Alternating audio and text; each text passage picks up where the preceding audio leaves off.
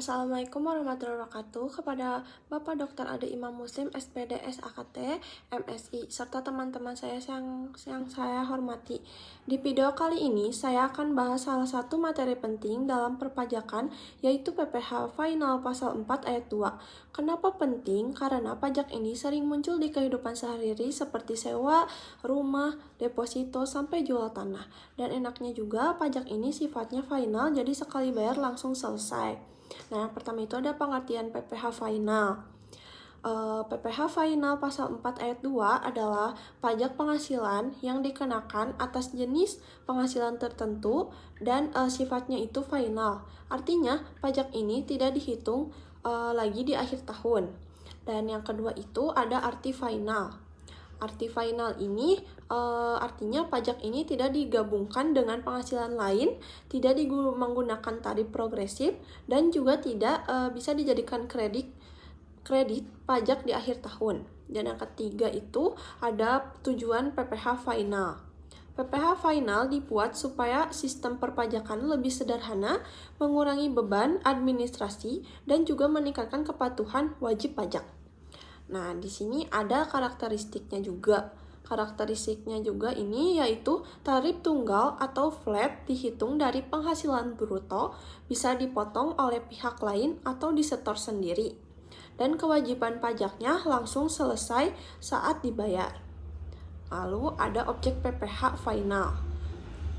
Beberapa objek PPh final yang sering muncul antara lain yang pertama itu bunga deposito dengan tarif 20%, sewa tanah atau bangunan itu 10%, jasa konstruksi sekitar 1,75 sampai 6%, jual tanah 2,5%, hadiah undian 25%, dan transaksi saham 0,1%. Di sini ada penegasan. Penegasan itu tidak dihitung di SPT tahunan, tapi semua penghasilan ini termasuk pajak final, jadi tidak perlu dihitung lagi di SPT tahunan.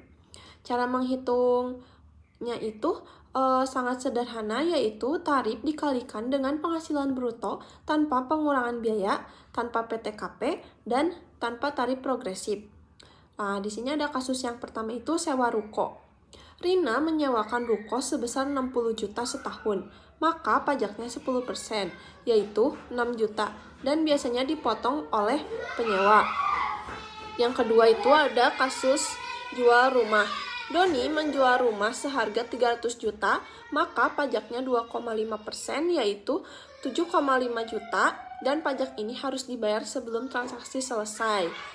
Nah, ketiga itu ada kasus deposito. Sari mendapatkan bunga deposito 5 juta, maka pajaknya 20%, yaitu 1 juta yang langsung dipotong oleh bank. Yang keempat itu ada kasus konstruksi. PT Maju Jaya mengerjakan proyek 1 miliar dengan tarif 3%, maka pajaknya 30%. Dan kasus yang kelima ada undian. Andi menang undian 100 juta, maka pajaknya 25%, yaitu 25% dipotong oleh penyelenggara. Dan yang terakhir itu ada kesimpulan. Kesimpulannya, PPh pasal 4 ayat 2 adalah pajak final, tarifnya tetap dihitung dari bruto dan tidak digabungkan oleh dalam SPT tahunan. Sekian dari presentasi saya. Maaf jika ada salah kata. Wassalamualaikum warahmatullahi wabarakatuh.